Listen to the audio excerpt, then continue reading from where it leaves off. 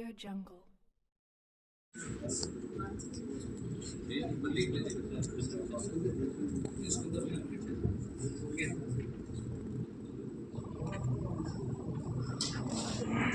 It brings over 3 decades of industry and leadership information. Very happy good afternoon to all. Thank you very much for joining us. Ladies and gentlemen, on behalf of the FICCI, Telangana State Council, it gives me a great pleasure to warmly welcome the budget 2026 analysis and the insights. As we all know, the Union Budget presented yesterday by the Honorable Finance Minister outlines the economic roadmap of the new government at a time when India stands a critical inflation point balancing growth as per terms fiscal discipline, global uncertainties and domestic priorities. For industry, the budget is not merely the policy, the direction and the intent of and the opportunity. Today's session has been thoughtfully created to help the industry leaders, professionals and stakeholders gain a clear understanding of the key announcements and their implementations across the sector. We are confident that the decision will enable you interpret the budget through a particle lens, what it means businessman, investments and taxation and long-term growth. I would like to place in a record our sincere appreciation to knowledge the partner Grant Thornton, their continued support and our bringing the deep domain expertise to the discussion will help the tolerate policies and previous into accountable business prospects. We are privileged to have with us the eminent panel speakers, industry leaders who will share their perspectives and on secretarial impacts and emerging opportunities. I thank you each of our designated panelists business schedules to join us today. I would also like to extend a warm welcome to all senior industry members and finance professionals, tax experts, MSME and participants and present here in this afternoon. Even like the meaningful and impactful. I encourage you to make the most of the session so that we collectively gain clarity on how negative the post-budget landscape with the confidence and foresight. Once again, thank you to all being here. I wish you the session every success and look forward. You in a meaningful manner, but we'll try our level best.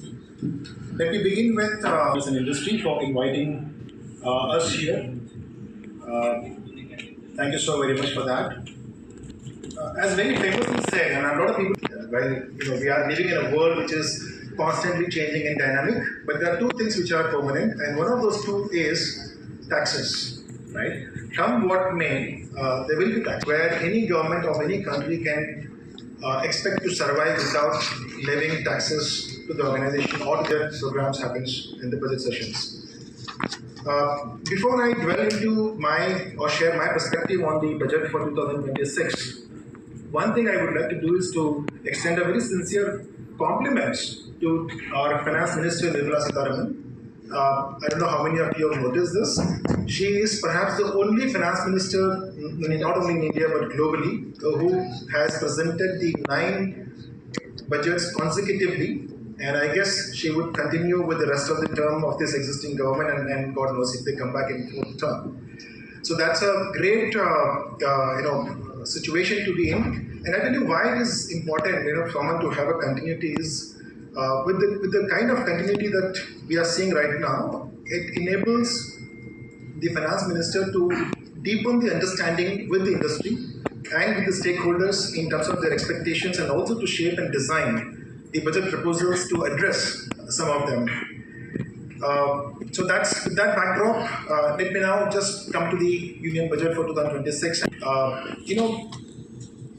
There's also a lot of social media memes that you would see that before the budget, few days before the budget, and a few days after the budget, a lot of people become economic talking about and I'm sure there are a lot of people who will keep coming up with their views in terms of the quality and the impact of the budget. We might agree, we might disagree, or we may agree to disagree with the overall effectiveness of the budget for FY26. But I think that we're talking about, right? Our expectation with reference to the agricultural produce for FY27 and the rainfalls is also expected to be about normal, which is again a very important macroeconomic factor for any finance minister to take a decision about the budget proposals. Our external liabilities are low, our banks' balance sheets are very healthy. Surprisingly, and good for the country, is that our NPAs are all-time low. We are at about 2.6% of our loan to NPA ratio that we are currently facing. Which at one point in time in 2017 or 16-17, it was about 11.5% as NPA ratio, right? So the government has taken a lot of measures to bring it down to a significant extent, and we are talking about just 2.6% for the size of our country. I think this is very, very normal. Our inflations are low. We are at about less than 2% of wholesale price index inflation that we are talking about, right? So when these macroeconomic factors are very strong, one would argue as to why the government has to be little conservative. So on the one hand, we can say yes, the macro factors, macro indicators were positive, and we could have taken more bold decisions in terms of the budget proposal. But let me just remind from my perspective is that the whole world is looking at India today as a responsible economy, right? There's a lot of expectations of the global investors and the global world to suggest that possibly India is a one country where this government or the successive government would be in a position, a safe and a stable and a secure environment for doing business, right? And when we have to meet not just the aspirations of the domestic players but also the global players, it's important that they take difficult measures, right? If you have noticed, the year 2025, the current year, calendar year 2025, started on a